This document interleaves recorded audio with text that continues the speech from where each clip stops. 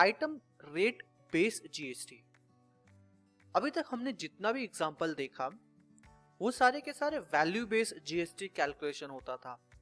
Value based यानी कि product आपने जो सेल किया है उस क्वांटिटी को मल्टीप्लाइड करना है रेट से, और जो फाइनल फिगर आता है वैल्यू उसके ऊपर जीएसटी कैलकुलेट करना होता है।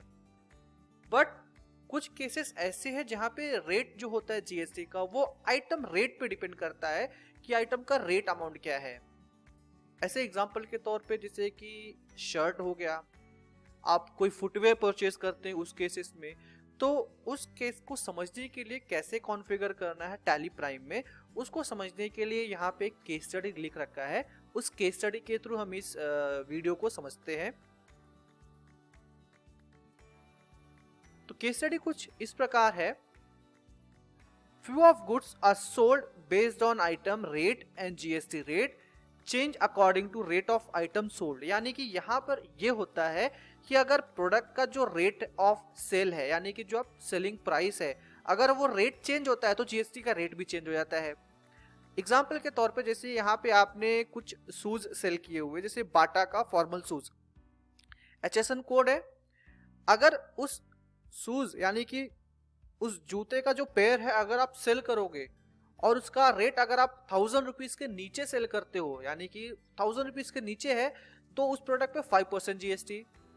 अगर यही चीज अगर वही प्रोडक्ट आपने 1000 रुपीज के ऊपर सेल किया, यानी 1000 या 1000 के ऊपर सेल किया, तो आपको 12% जीएसटी देना है। यानी कि प्रोडक्ट एक लेकिन 2 GST rate based on their selling price. Similar way दूसरा प्रोडक्ट भी है, उसमें अगर 1000 के नीचे है तो 5% और एल्स 12%। ये ऐसे कुछ ही एग्जांपल है, जैसे कि शूज का हो गया, शर्ट और पैंट का भी हो गया, यहाँ पे भी ऐसे ही जीएसटी रेट अप्लीकेबल होते हैं।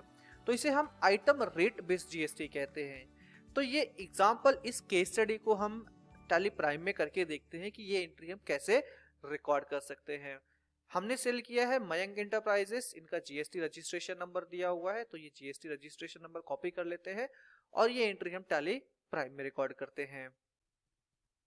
एंट्री रिकॉर्ड करने के लिए from gateway of Tally voucher, आपका invoice number, party name Mayank enterprises,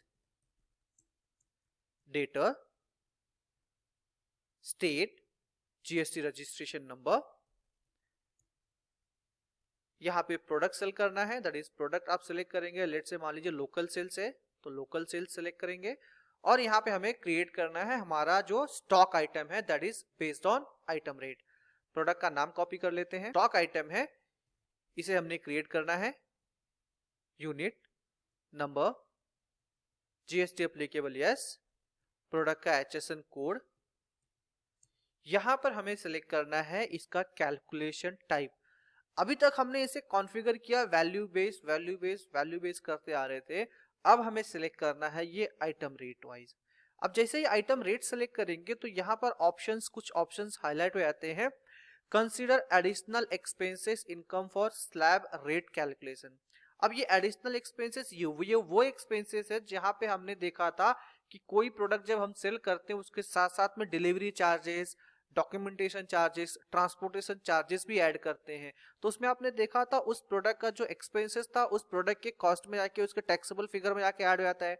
तो अगर मान लो ये जूता ही आप अगर सेल करते हो, ये शूज ही अगर आप सेल कर रहे हो, 900 रुपीज का इसका आपने प्राइस सेट किया और आपने इस प्रोडक्ट को डिलीवरी करने के लिए मान लो 1000 रुपीज लेते हो, और 1000 रुपीज सारे प्रोडक्ट को डिलीवर करने के लिए लेते हो, और उसका 1000 रुपीज एलोकेट होके इस 900 में लेट से 150 में ऐड हुआ था, तो इस प्रोडक्ट का रेट कितना हो गया 1050, यानी कि 1000 रुपीज के ऊपर चला गया। तो इसमें क्या हो गया, आपका प्रोडक्ट का रेट जीएसटी का वो 12% हो जाएगा।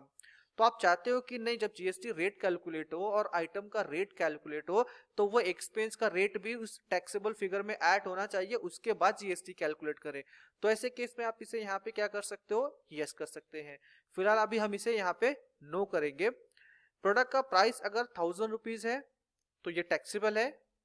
रेट क्या है इसका, इसका रेट होगा, हमने कितना रेट सेट किया है, इसका रेट सेट किया है 5%। अगर यही चीज 1000 रुपीज के ऊपर जाता है तो इसका रेट होगा 12%।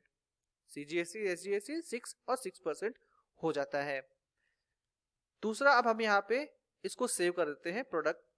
दूसरा प्रोडक्ट भी हम यहाँ पे कैलकुलेट करते हैं और यहाँ पे हमें क्वांटिटी सेलेक्ट करना है। क्वांटिटी जो हमारा प्रोडक्ट है, कितना क्वांटिटी सेल किया हमने, 10 quantity 850 each, 10 quantity 850 each. Similar way दूसरा स्टॉक आइटम हम क्रिएट कर लेते हैं उसको भी, लेकिन यहाँ पे क्या है, इसकी क्वांटिटी 20 है, 1200। तो ऐसे केस में ये प्रोडक्ट का प्राइस 1200 का है, 1000 रुपीज के ऊपर जा रहा है, तो जीएसटी लगना चाहिए 12%। और इस केस में प्रोडक्ट का प्राइस इज 850 रेट इसका, जो कि 1000 से बिलो है, तो टैक्स कितना लगना चाहिए, 5%। तो इस एंट्री को भी हम यहाँ पे क्रिएट कर लेते हैं, स्टॉक आइटम को, नंबर्स, जीएसटी एप्लीकेबल, इसका HSN code, item rate, taxable up to 1000 rupees, that is taxable 5%, और else अगर इसके ऊपर का प्राइस जाता है तो taxable 12%। इस एंट्री को मैं यहाँ पे सेव कर लेता हूँ, 10 क्वांटिटी, और ये प्रोडक्ट हमने सेल किया है 1200 में। तो याद रखना कि ये जो प्रोडक्ट आपने सेल किया, यानी कि समझ लो एक ही तरह के दो शूज हैं, तो एक शूज आप सेल कर रहे हो 850 विच इज बिलो 1000 रुपीज, तो इस प्रोडक्ट पे 5% जीएसटी, और इस प्रोडक्ट पे 1000 रुपीज के ऊपर है तो ऑब्वियस सी बात है 12% जीएसटी। आप इसे वेरीफाई करना चाहो तो मोर डिटेल में जाके जीएसटी टैक्स एनालिसिस में यहाँ पे डिटेल करके इसको वेरीफाई कर सकते हो।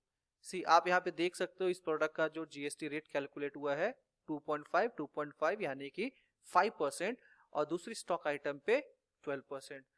अब इसी एंट्री में हम क्या करते हैं, फॉर एग्जांपल के तौर पे इसका रेट चेंज कर देते हैं। अब इस प्रोडक्ट का रेट मान लीजिए हम इसको 1100 कर देते हैं, और दूसरे प्रोडक्ट का रेट हम इसको 999 कर देते हैं। तो अब क्या होगा ऐसे केस में, अब ऐसे केस में 12% ऊपर आ जाना चाहिए, 5% नीचे। तो यहाँ पे जीएसटी एनालिसिस में यहाँ पे जाके इसको वापस से वेरीफाई कर लें, डिटेल सी। अब यहाँ पे देखिए 12% यहाँ पर पहले स्टॉक आइटम पे लग चुका है, दूसरे स्टॉक आइटम पे कितना हो गया आपका 5% रेट ऑफ जीएसटी। तो अब ऐसे केस में यानी कि रेट के ऊपर डिपेंड करता है कि ये आपका टैक्स जीएसटी का रेट क्या होगा। साथ साथ में हमने यहाँ पे एक ऑप्शन देखा था, ये जो इंक्लूसिव ऑफ टैक्स का ऑप्शन दिखाया था मैंने यहाँ पे, कंसीडर एडिशनल एक्सपेंसेस। तो इस ऑप्शन को भी यस करके देखते हैं। चलिए उससे पहले यस करूं, मैं आपको एक्सप्लेन कर दूं कि यहाँ पे हो क्या रहा है। यहाँ पे ये हो रहा है कि प्रोडक्ट का रेट के अकॉर्डिंग जीएसटी अमाउंट चेंज हो रहा है। अब मान लो दोनों प्रोडक्ट का रेट है 5%, इसका भी 900 कर देता हूं मैं, और इसका भी मैं क्या कर देता हूं 900। तो दोनों प्रोडक्ट पे जीएसटी का रेट क्या लगेगा 5%। सही बात है, बिल्कुल सही बात है। अब मान लो इस प्रोडक्ट को डिलीवरी करने के लिए आपने कोई ट्रांसपोर्ट एक्सपेंसेस बेयर किया है।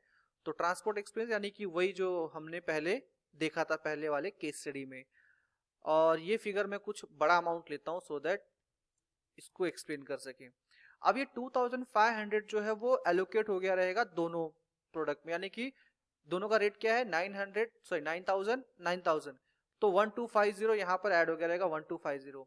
तो क्या इससे रेट पे कोई इफेक्ट पड़ा रहेगा? अगर रेट इसका 1000 रुपीज चला गया रहेगा, देखते हैं इसका रेट 1000 रुपीज गया, जीएसटी टैक्स एनालिसिस, जीएसटी का रेट कितना है इस प्रोडक्ट का, इस प्रोडक्ट का रेट यहाँ पे देखिए 9000 का, इसका 1250 गया, लेकिन इस प्रोडक्ट पे जो जीएसटी रेट कैलकुलेट होगा 900 पे ही कैलकुलेट होगा। क्यों?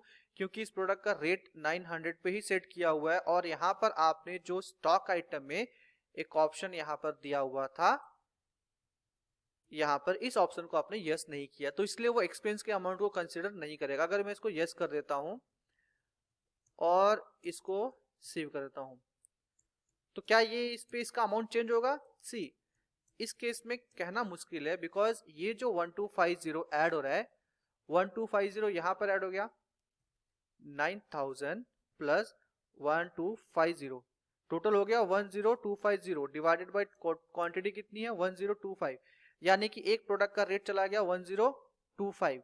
तो यानी कि एक प्रोडक्ट का रेट चला गया 1025, तो ऑब्वियस बात है इस केस में ये पहले प्रोडक्ट पे 5% जीएसटी नहीं, बल्कि अब इस पे जो टैक्स लगना चाहिए वो होगा आपका 12% रेट ऑफ जीएसटी। दूसरा स्टॉक आइटम भी हम यहाँ पे इसको भी कर देते हैं। अभी आपने देखा था उसी स्टॉक आइटम में 5% जीएसटी लगा था, सिर्फ एक ऑप्शन हम इसको यहाँ पे यस कर रहे हैं एक्सपेंसेस को, और यही जीएसटी आपका चेंज हो जाएगा 12% के साथ। वापस मोर एनालिसिस पे क्लिक कर लेते हैं, मोर डिटेल में, जीएसटी एनालिसिस डिटेल। देखिए वही स्टॉक आइटम यहाँ पर आपका कितने का हो गया, आपका 12% का, सिर्फ और सिर्फ वो एक ऑप्शन को यस और नो करने की वजह से। बिकॉज पहले ऑप्शन जब यस नहीं किया था तो ये अमाउंट ऐड हुआ, बट इसके ऊपर जीएसटी कैलकुलेट नहीं किया था, because 9000 divided by 10 quantity 900 rate ही इसका सेट होता है। बट जैसे ही आपने एक्सपेंस अमाउंट को इंक्लूड किया तो ये टोटल फिगर बन जाता है 10250 डिवाइडेड बाय 10 क्वांटिटी, तो रेट आपका 1025 हो जाता है पर क्वांटिटी, जो कि 1000 रुपीज के रेट से क्या हो जाता है, एक्सीड हो जाता है।